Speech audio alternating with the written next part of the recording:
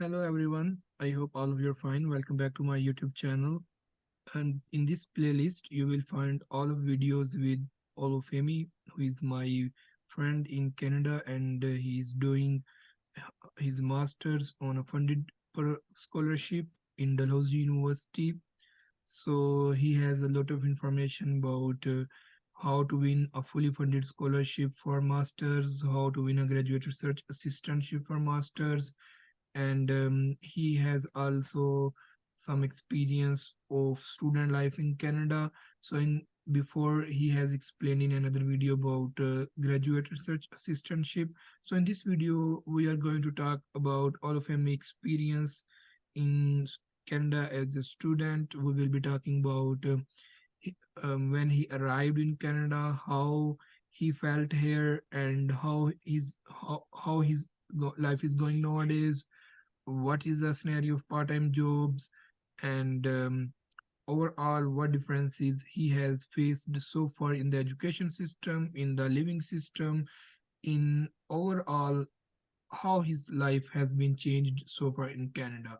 So I would like to ask Olufemi to just give some background information of your arrival in Canada and what are you doing nowadays. Yeah, so welcome again, everyone, to this channel. Uh, to the question Amzad asked about um, graduates study life and how I've been coping, I will say that it has been good. I came into Canada this year, and it has been wonderful for me so far. I arrived at Toronto via Ethiopia Airlines, and it has been good. I was at Halifax for a while before I came down to Old Town, Alberta, for my research at Old College. When I was in Truro in Nova Scotia, I did a part-time job at Tim Hortons, and it was nice. I learned a lot in terms of how to interact with Canadians, on how things have been done, and it was a very good experience for me. So, but generally, what I just want to say is that as a as a graduate teaching assistant, as the case may be, you must make sure that to a large extent, there are part-time jobs, and as a student, you are entitled to how to do 20 hours per week, um, part-time jobs, but you must make sure that your education is the priority. That is the major reason why you are here in the first instance. So, as of course, we need money to survive, we need money to live our life, that kind of thing. But as at the same time, one is to balance study life and work life too, with it. So it is important, but it's good. Canada is amazing, good people everywhere, nice environment, teaching condition is top notch, world class.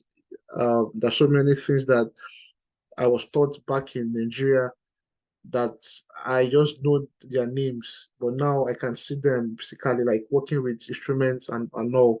So it is a good place, and there's a lot of opportunities out there, a lot of opportunities, and it's a very good place to be. Okay, that's good answer. So now I want to know when you landed on Toronto airport and as you left the airport.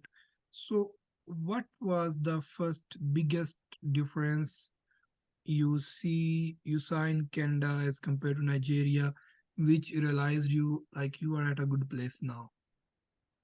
Yeah, so because I'm from Nigeria, like you said, and when I came to Canada, like it's a different world entirely. Like I'm just you can imagine, you know, everything is just orderly. I like that everywhere is clean. People are loving. There's food everywhere. I like food a lot. So there are variations of things like everywhere is good. Like although there will be some challenges here and there, which is normal, guys. Like but overall, it's a wonderful place. when I got down from the airport, I knew I was in a different place entirely because the airport that I you know the airport back home, most Nigerians that are watching this video will agree with me that it's a it's an eyesore, compared to what we have in Toronto Pearson Airport in Toronto. Like it's like there are two worlds apart. So from the airport, I knew I was in a different place entirely, and the road networks, the style of driving here, it's just wonderful. Like when people drive with sense, like you know, everywhere is just orderly. And one thing again I like about this term is that pedestrians have the right of way. Like if for me now, I don't have a car yet, so most of my movement is just through walking. But when I walk through the streets, like cars, they stop for me. I'm like, interesting. Was back home. Yeah, the car was was eat you away and they will just go like that. So there's respect for human life, there's respect for people, and which is amazing. Like, they value human life. Yeah, and it's an amazing system. Eventually when I got home, there's 24 hours uninterrupted power supply. Like that itself, it's like was something I was not used to when I was in Nigeria. So the road network, the roads are wonderful, clean, neat. The traffic lights, everybody would base the traffic lights, irrespective of who you are. It's an amazing system, and it's all good. The houses are wonderful, neat. It can. I just thank God that I've seen the world in another dimension, from the world I've seen before, and it's just good. I hope it's going to get better as the years goes by. Sounds good. So before moving towards next questions, but I want to ask one more question to you. When you was at Nigeria, so what you was thinking, how would be the weather at in how would be the weather in Canada? How much chilly it will be, and when you reached here, what you found? Okay, so I was like before I came here, I'd already made my research about the weather and all, and thank God, thankfully I have my family here, my cousins, my aunts, and they are so amazing, good people, nice people. They're always supporting me. They're just like my support system anytime, any day. Like they were so integral to my success, coming to Canada, and I always appreciate them in any given opportunity I have. So they already gave me a lowdown of what to expect because I came in April, and when I came in, winter must have like be going, because winter is most likely from January, February, March, like that. So April when I came in April, winter was almost going. We're almost entering into spring. So I was at Toronto for a while. I stayed with my cousin there. Some days for some days. After then, I traveled to Winnipeg, Manitoba, to meet my auntie there. I was there for about 2 weeks, and to also meet my cousin there too. But when I was in Toronto, there was no snow, or there was snow, but the snow had already started melting. But when I got to Winnipeg, like the day I arrived in Winnipeg, the day we landed, like there was snow already. Everywhere was snow. From the airport down to when I was driving home, there was, so like I'm saying, like different provinces, they have different weather conditions. And for your information, here in Canada, there are about like 4 to 5 different time zones in the whole of Canada. So somebody in Toronto and me and I being in Alberta, our time zones are different. Maybe like say 2 or 3 hours difference, from each other, that kind of thing. So, but it's a wonderful experience. The but the weather is something that one can cope with. If my friend Amza has been here since December, it was here all through the winter, and he coped. So it's not something that anybody cannot get used to.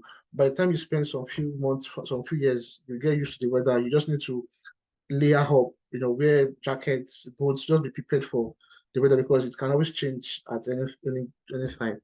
So that's it. Sounds good. I forgot to mention one thing, like this whole video is about highlighting positive aspects of a student's life in Canada, especially foreign students like international students from Nigeria, Pakistan, like that.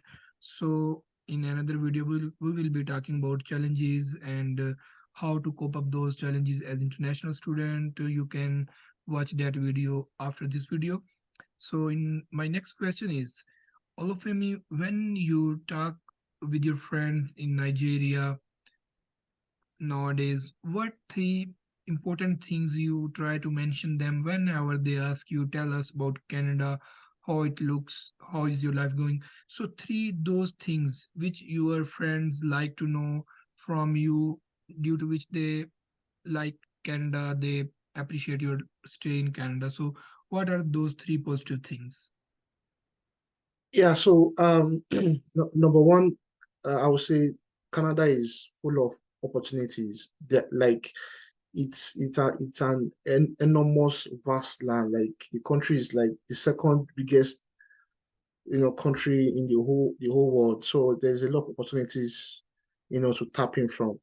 Number two, Canada is a very good in terms of diversity. It's a wonderful place to be because different people from different countries are here. So there's there's like little to no form of racism. Like everybody has equal chance, equal opportunities. Like you are most appreciated for everything, anything that you do. No, nobody looks down on you. So I would say number one, um, opportunities. Number two, the diversity is amazing. Number three, what I would say again is that um, Canada is a place that, in terms of you transiting to become a citizen or a PR, that process is compared to what other countries is seamless. Like you can have an easy, um, you can easily transit to become a permanent resident or to become a citizen, as case may be. So Canada has that different immigration pathways that you can tap into and become a citizen in less than three to 4 years, or you can become a PR even from your country. And eventually, if you come as a student on a temporary visa, after your program, you'll be given 3 years postgraduate work permit.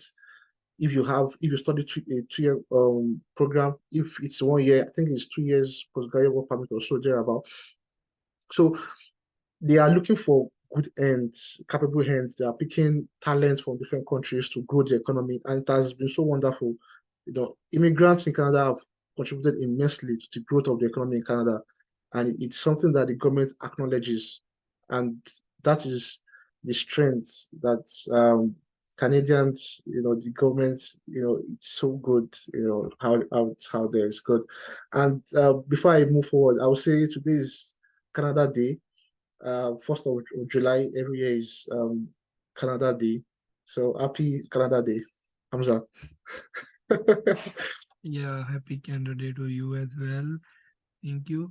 So my next question is, what do you think? What are those factors due to which international students easily adjust in this new environment? This new environment is chilled, is very cold, temperature is -40, -30, -20, -10. It varies all over the Canada, depends on the province. And yeah, so what are those parameters which help a new student in adapting to this new environment? We're talking about daily life environment, not about education. We will talk about education later, but how you get adapt yourself in a new environment, like you have lived with unknown people which you never met before, and you lived with them in a house, you shared room. How all this gone in a correct way in your life so far? Yeah, so what I would say is that before coming down here, one thing that you must do is you must make your research, and you must look out for your community. Like take for instance, you are going to Toronto as a Pakistani guy or a Pakistani lady. Before you come, you can just look for a community on Facebook, on Instagram, on all these social networks. There are community of people that are already here before you arrive. So if you connect with these people, they can always help you out in settling down. And it's so necessary that you have that support system when you come around, because it's a new environment. You don't know anything. You don't know how the things are being operated. So this community of people that you are familiar with, maybe you are from the same country or the same tribe or race, as the case may be, just look out for them and ask questions as much as you can, things that you don't understand. So these people will enlighten you, will tell you the do's and don'ts, in the city or the province that you have, how to navigate things, how to get stuff. These people will show you. So you must always look out for that um, community. And if we are admitted to any university, each university have their international student office. So you can always make use of this office to go there, ask questions about what you don't understand, how to open a bank account, how to get a new number, what does it entail, your accommodation. So like what you need to wear in terms of, so a lot of things that you need to know when you come around.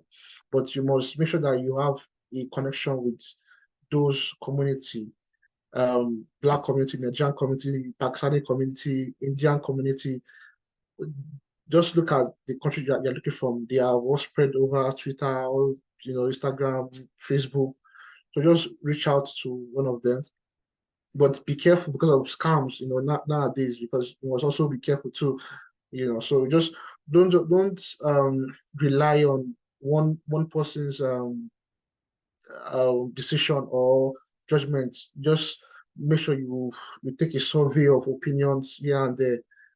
Don't take just one someone's advice, hook, line, and sinker. You can also research on your own to go to online, and so there are a lot of informations online um, that you can leverage on to make sure you have the required knowledge before coming and eventually when you arrive. Yeah, sounds good. So I would like to ask now, as you have mentioned about communities, what do you think the existing communities welcome the new students, and how much help they provide to new students? How was your experience?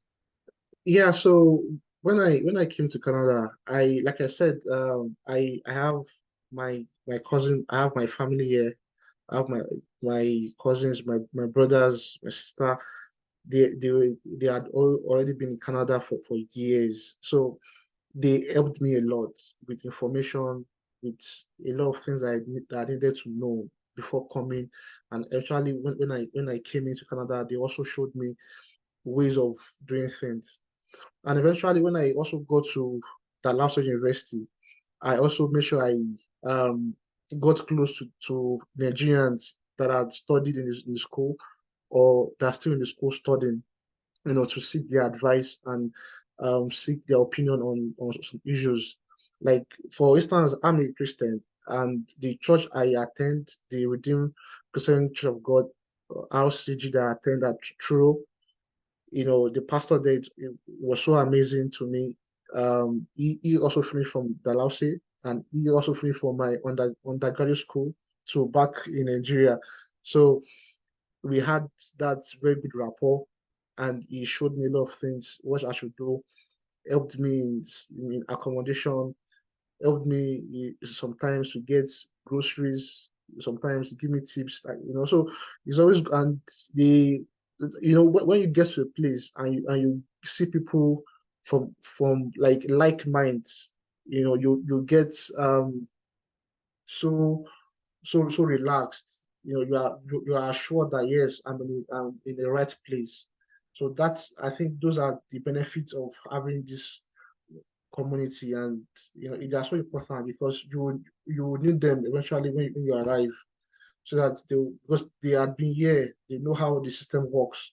So, and you are new, so you need to seek their opinions, seek their views on things before you break the law or do something that you're supposed to do. Yeah, sounds good. So my next question is, like, we know about part-time jobs. Every international student as well as local students do these part-time jobs. So what do you think nowadays, how many part-time jobs are there? And if 10 to 20 students come together, what do you think? Those 20, 30 students which are coming together, can they get a job um, on their earliest, or there is lack of part-time jobs nowadays? So what do you think and what do you suggest to new students? So what I would say is that they are part-time jobs, and it now depends on where you are. If you stay, let's take for instance in Toronto, in Winnipeg, in Ottawa, in Halifax, in Vancouver, in Edmonton, these are big cities in Canada, and they have a lot of stores, a lot of restaurants, a lot of chain restaurants, a lot of franchise, Sobeys, McDonald's, Tim Hortons, Walmart. So these cities, they have so many of those stores because it's busy and there are more people there. So if you are schooling in such kind of cities, it will be quite easy for you to get a part-time job because of the place that you have. But if you now move to probably a town that does not have as much people as the people that live in the city, there might be probably difficulty. Although you'll still get eventually, but it might just take a little while before you get it because businesses are not as much as it is in the cities, which is understandable. So there are part-time jobs, and you can do jobs from working. You can work at Tim Hortons. I worked at Tim Hortons before. You can work in Sobeys, Walmart, in McDonald's, in hotels. There are so many part-time jobs that you can do. And again, I want to say something. When you're coming, if you have your driver's license in your country, you can bring it along with you because it will be very, very essential. Yeah, like going forward, it will be so um it will be good for you to have your driver's license because you'll be able to drive around Canada within the first 3 months of your arrival before you get the provincial driver's license, which will also help you in getting jobs. There's some jobs that you can do, probably like Uber or that kind of thing. So some jobs too also requires that you have a driver's license. So if you have that, you are on the advantage. So, but I can assure you that unless you decide not to do part-time jobs, but there are part-time jobs, but it now depends on where you are and how you are able to reach, submitting your CVs to as many stores as possible, applying online, on their company's website, or most preferably on Indeed. So those are just the ways by which you can get part-time jobs, but they are jobs. They are a lot of jobs, but you just need to find them. Nice. So now we are moving to our student life. So first of all, I would like to ask you, what are those phenomena, are those facilities at our home, our houses in Canada, and for transport, for traveling, and at workplace? So from our home to the workplace, what are those facilities which make us able to do part-time job, to do our household activities, to do our study, to do our research all together? We don't get frustrated, and every time we don't get tired, our life keep going good. So what do you think, what are those facilities which we find here and those are not present back home, our countries? So what do you think, from our home to workplace, what is everything?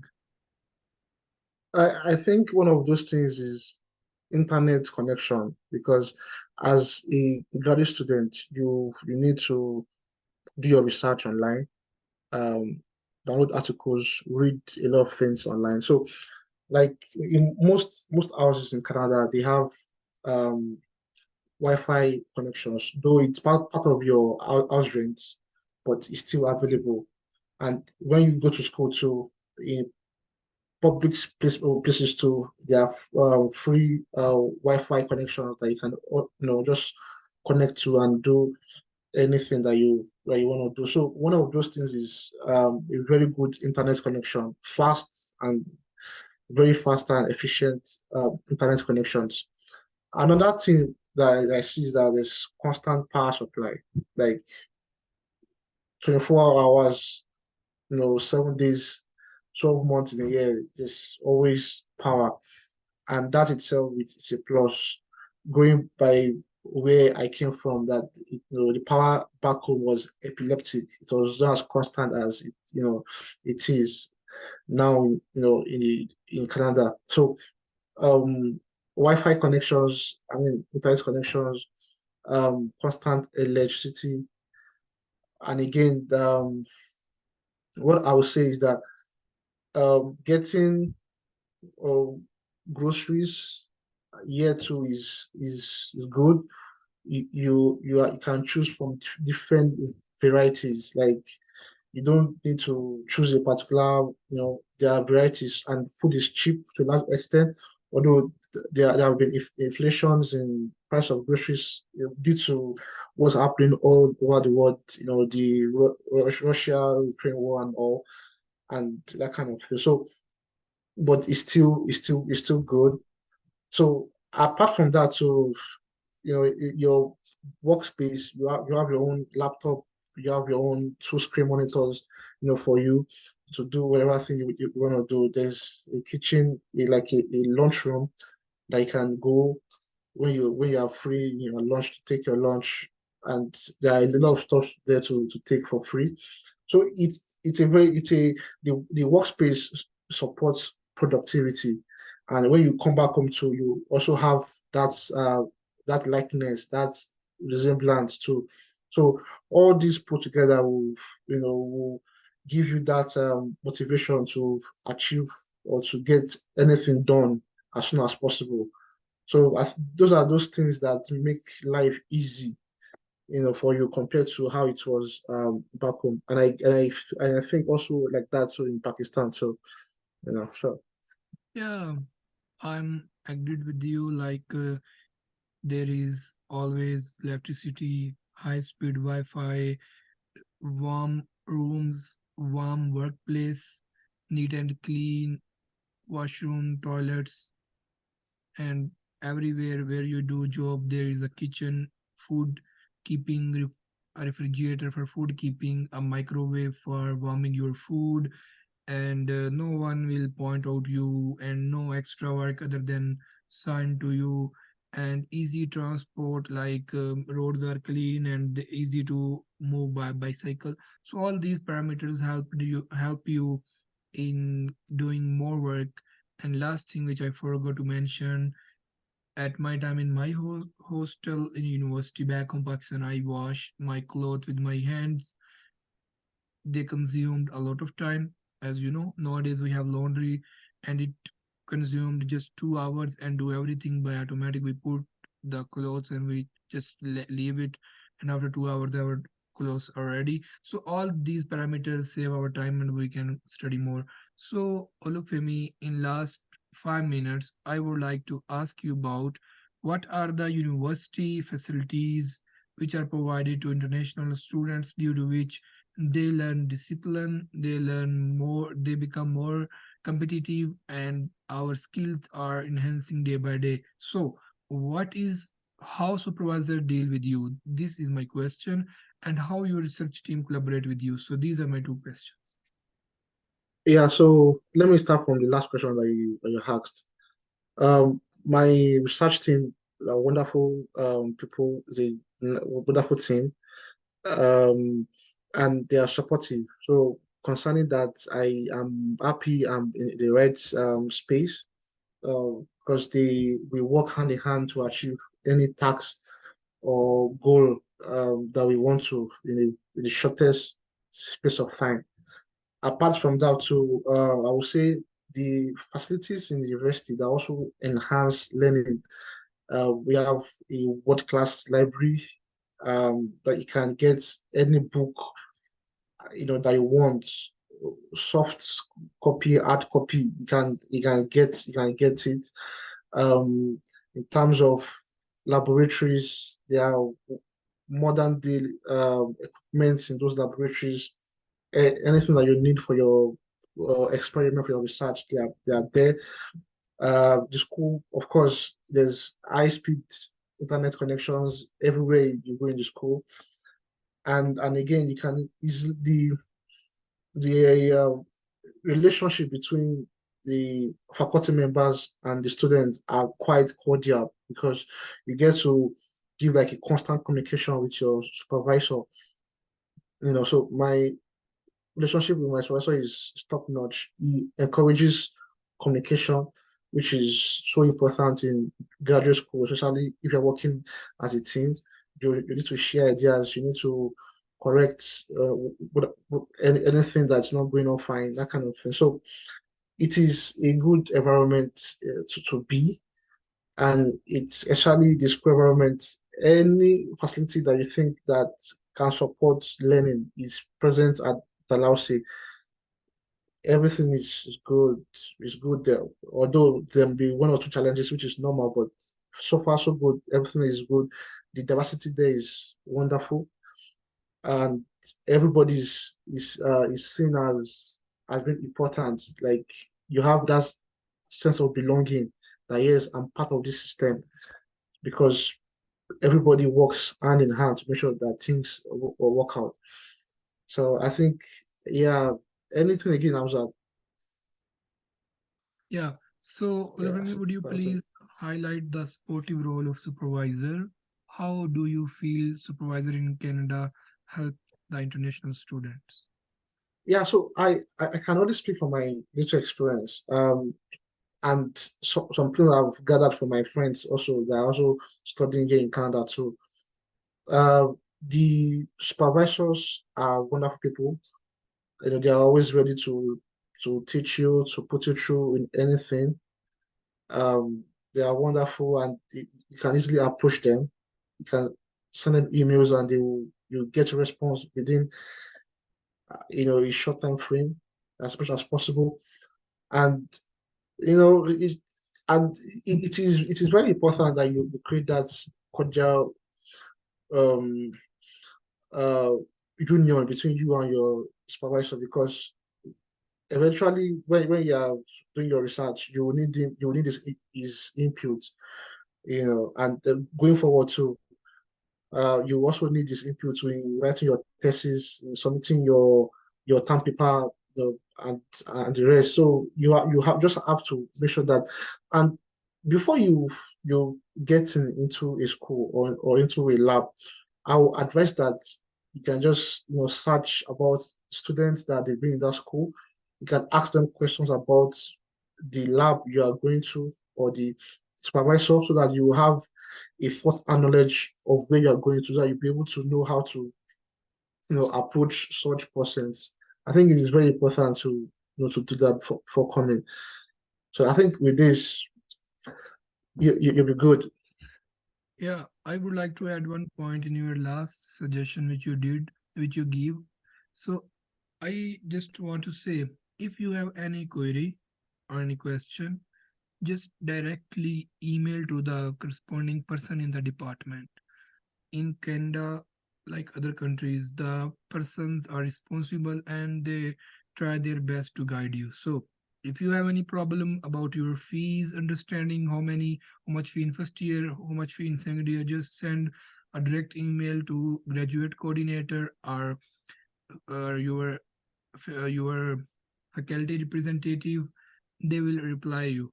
Or if you have any problem, you need any information about the courses you have to study, just directly send an email to your supervisor. So in these countries it is recommended that you should directly contact the person who is responsible, other than asking those questions to grad students. No doubt grad students reply and they guide you, they help you, but every year, with every semester, the subjects, the course contents, the research goals are modified. So every supervisor, every professor has its own mindset in every semester. So if you reach directly to them, they will give you update information, as well as every faculty or every university revising their fee system. So if you will directly request them about fees, they will explain you better other than grad students. But I will, like Olufemi has suggested, we should keep communicating with current students. It will help you. So I'm thankful to you, Olufemi. I will see you guys in another video. Thank you, Olufemi. Bye bye. Bye bye. Thank you. God bless.